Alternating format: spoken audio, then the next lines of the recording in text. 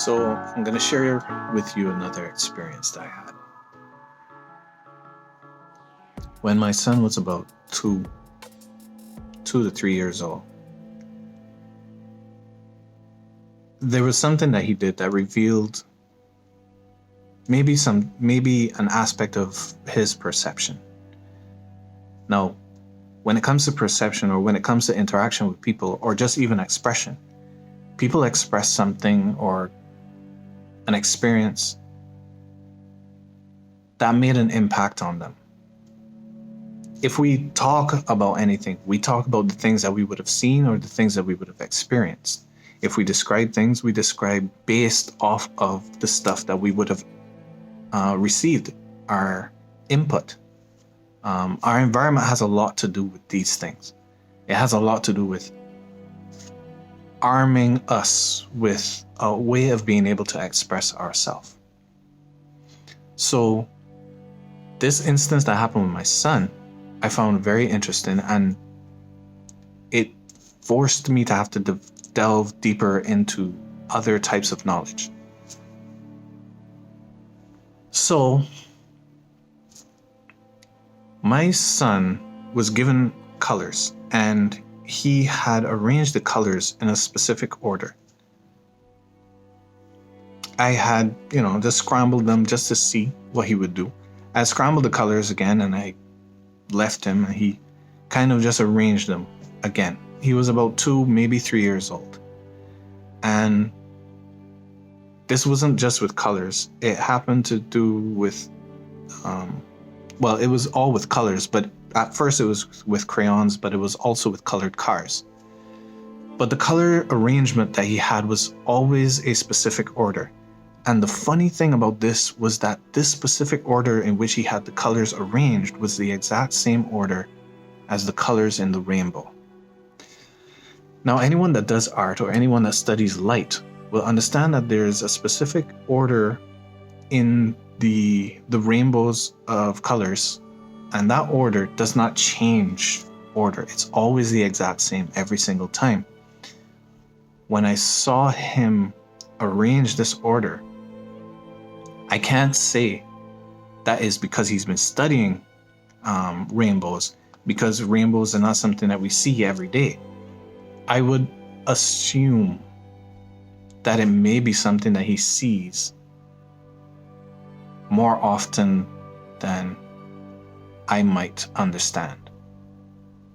The order of colors is red, orange, yellow, green, blue, indigo, and violet. These specific colors are arranged in that order all the time. When you look at a rainbow, or when you look at that light when it comes through a prism, it does not change that order. It is specifically that order every single time. Now, if one delves into deeper knowledge, you would hear talk of auras. And some people would even say that an odor and an aura are probably tied.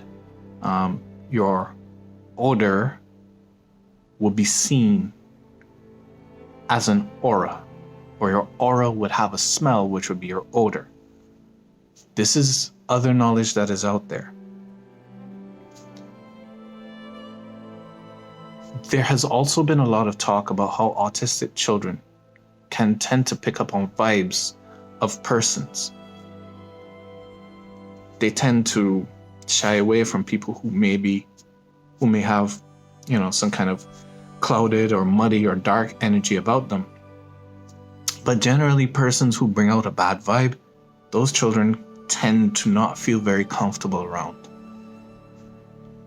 As parents, we may have seen this before. We may have experienced this before. But even as persons, sometimes you can tell when the vibe with somebody is not right. Or you can step into a room and understand that there's tension in the room and feel that tension. The question is, what exactly is it that we're feeling? And if it is something that we feel, is it something that could possibly be seen?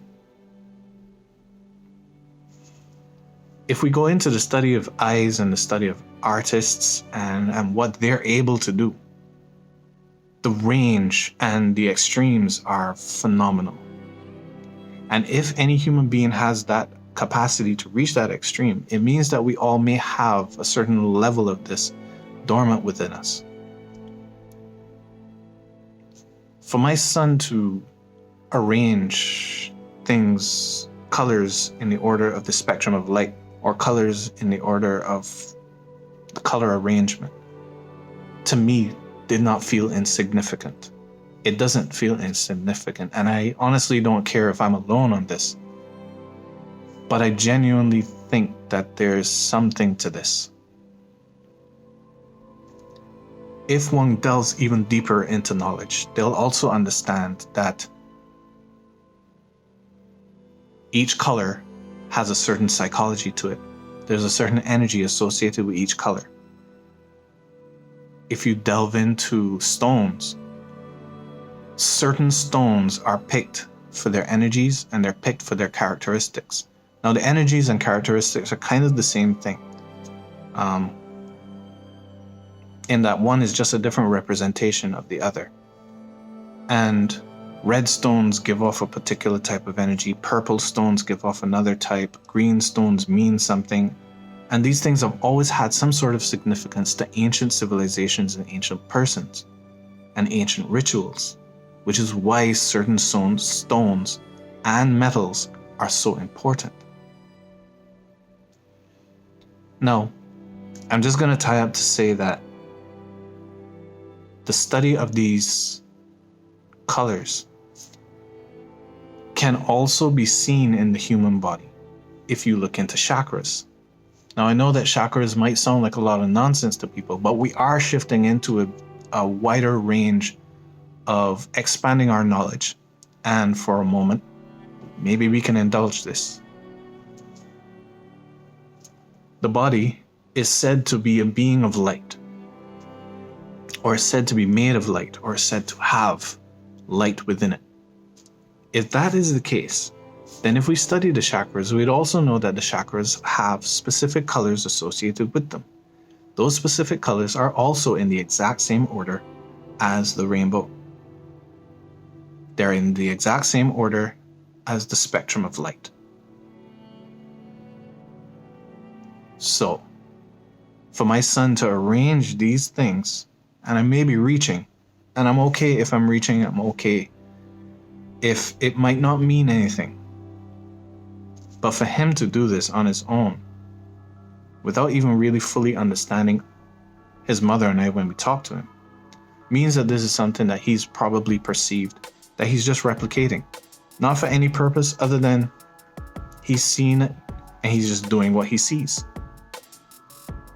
I don't think that is insignificant. And because I don't think it is insignificant, I'm deciding to share it.